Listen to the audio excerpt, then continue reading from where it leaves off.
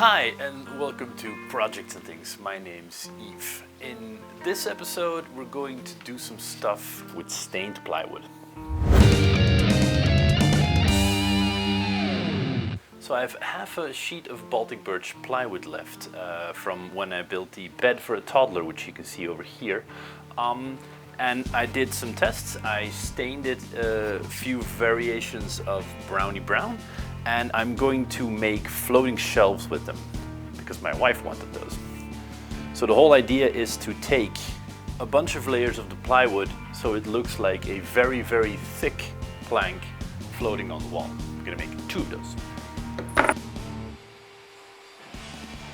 So the first step was taking the half a sheet of plywood I have and cutting it into strips on my table saw. I made 2 different widths, 20 centimeter strips that are actually going to be the width of the board. It's 20 by 120 centimeters. And then I cut thinner strips that are going to make up the thickness of the box, essentially, strips.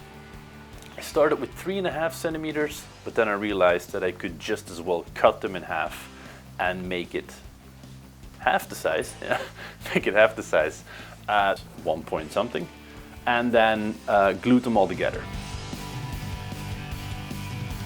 Because in essence what I'm doing is making a really big box that's open on one side that's going to slide over sort of a fork that sits in the wall.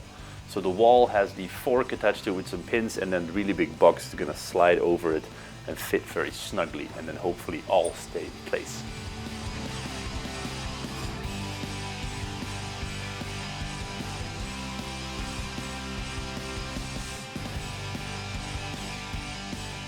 And that brings us to this point. So I now have my 3-tier or 3-layer cake of plywood, and these are now going to be sandwiched in between 2 full sheets, between 2 of these sheets to form the box.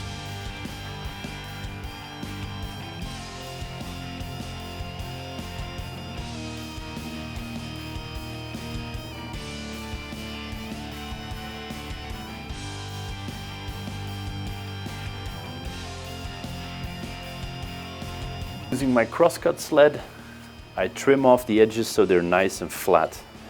You can also totally do this with a chop saw or a hand saw or a bunch of different tools. The whole idea is just to get this edge as straight as you can. And now it's glue time.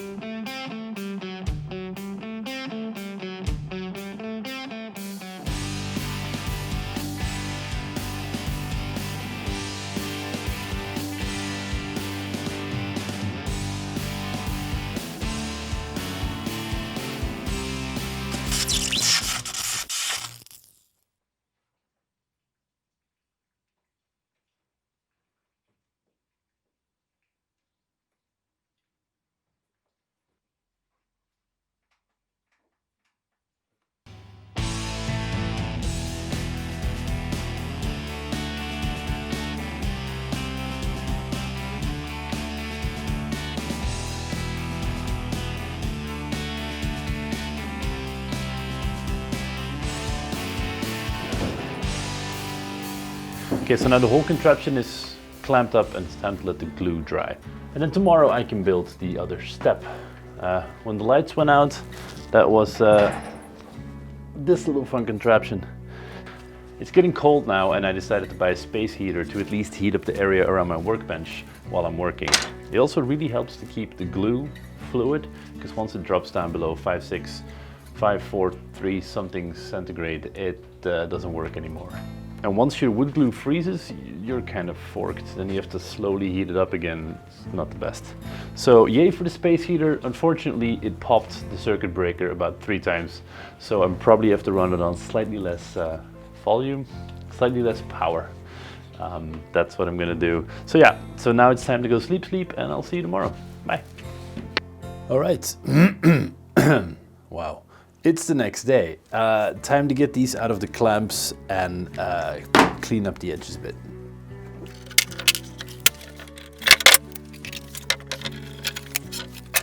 The things glue together fairly well, but now what we're left with is these very, very rough edges. So I'm going to use good old hand plane and get them as flat as I can before we move on to step 3, the next step.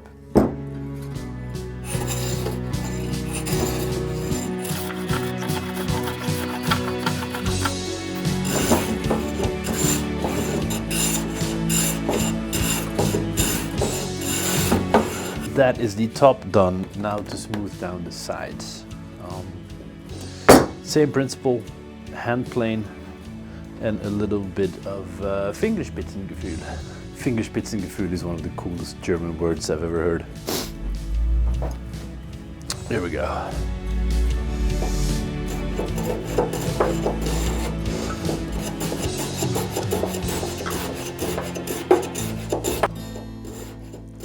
For the little tiny part that sticks out here at the back, where it's going to meet the wall, I'm going to use one of these things. It's kind of like a pole saw. I don't really know what you call this. In Dutch it's a plakhoutzaag. And you put it against the wood and then you slowly pull. It's for trimming dowels and such. So I'm going to use that, my lovely plakhoutzaag.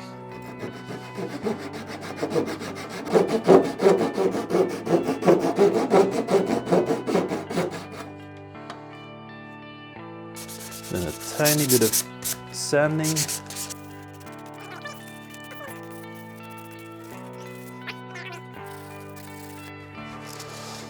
Voila, and all the sharp edges are gone.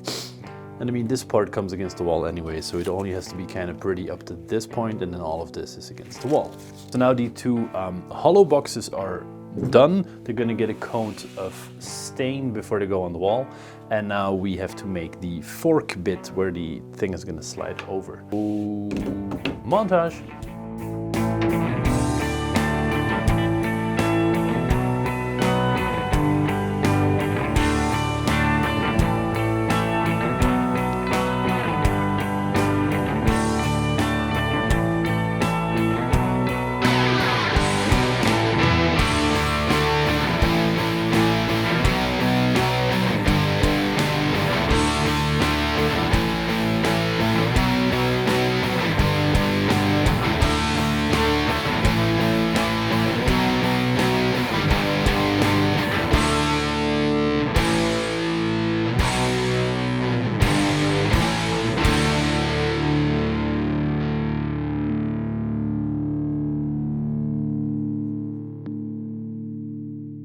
And voila, the support structure is done, and these two things I made are gonna come over there on the wall behind me. And since attaching stuff to drywall sucks, I'm gonna try and give you some tips how to make it suck less.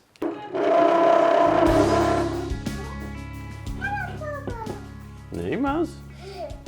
So one of the first things you can do is, if you forgot your level, there's a ton of apps for a phone that you can use, because you just put the long side on your board, tilt it up or down until you have reached levelness, and then you know you're good to go.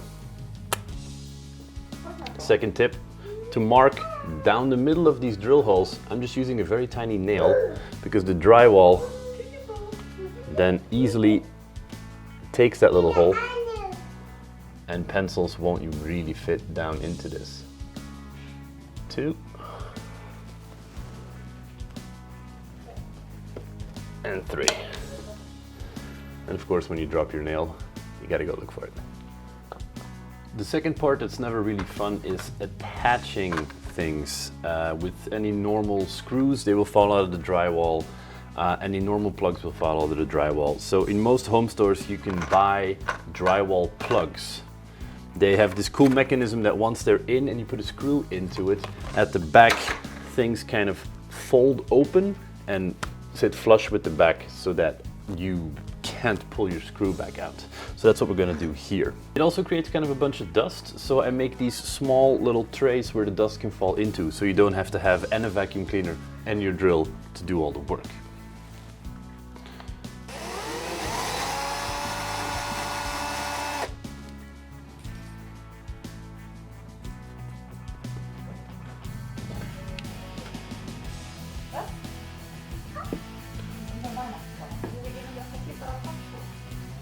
And then we slowly attach these to the wall.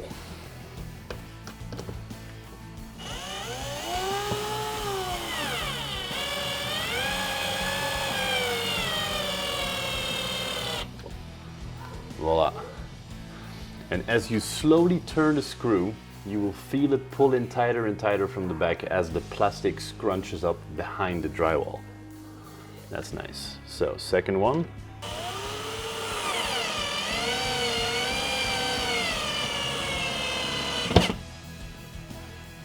Okay, that feels fairly sturdy. And then we put the first box on.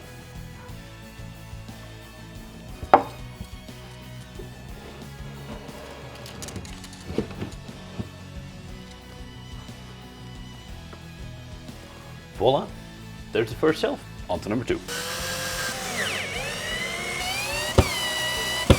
Probably should have removed the eucalyptus first. Bye, Forest.